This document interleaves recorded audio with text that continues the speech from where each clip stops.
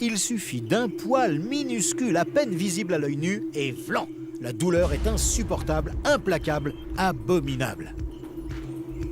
C'est une douleur atroce, suivie par des démangeaisons atroces, de l'urticaire et des rougeurs. C'est horrible, extrêmement douloureux, vraiment horrible. Répandues dans les régions tropicales et centrales de l'Australie, les chenilles processionnaires ont beau être toutes petites, elles sont absolument redoutables.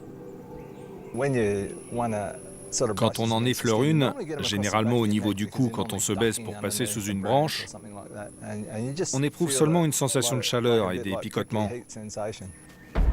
La chenille ne vous a pas attaqué. Vous êtes simplement passé sous le mauvais arbre. Les picotements et la chaleur ne sont que le début. Les éruptions apparaissent.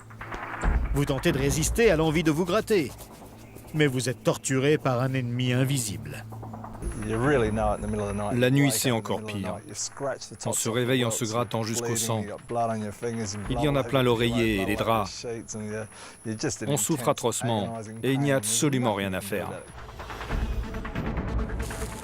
La chenille Proctis lutea vit dans les mangroves palustres qui bordent les criques et les cours d'eau dans les régions tropicales au nord de l'Australie.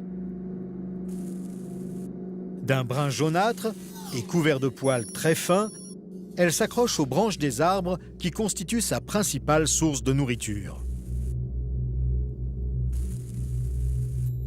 Autre spécimen tout aussi urticant, Ocrogaster lunifère est plus grande, au corps noir et couvert de longs poils.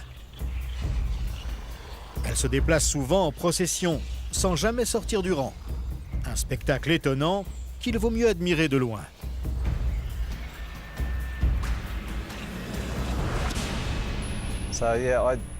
J'en ai touché une samedi vers 14 h. Une plaque d'urticaire s'est formée depuis le haut de l'épaule jusqu'au milieu du dos.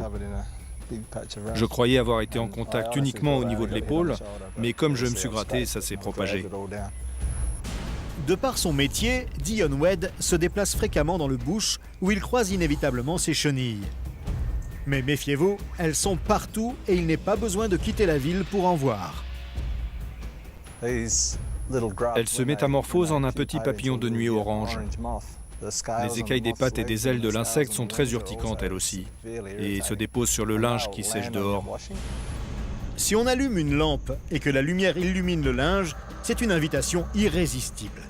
Souvent, on ne s'aperçoit de rien, mais les papillons déposent sur les draps de fins poils urticants. Il arrive même qu'ils pondent dessus. On fait son lit, on se couche, et là, on comprend tout de suite. On enlève tout et on recommence. Le cycle de vie des chenilles est bref. Malgré cela, elles se rassemblent parfois en grandes colonies, dont la forme ressemble à une chaussette pendue dans un arbre. Ce cocon accroché à une branche par des fils de soie contient des dizaines de larves.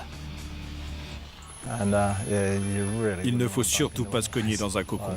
C'est horrible.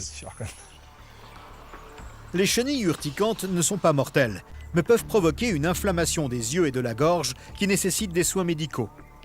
Il est recommandé d'appliquer de la glace et des lotions apaisantes et de prendre des antihistaminiques. Surtout, il faut serrer les dents.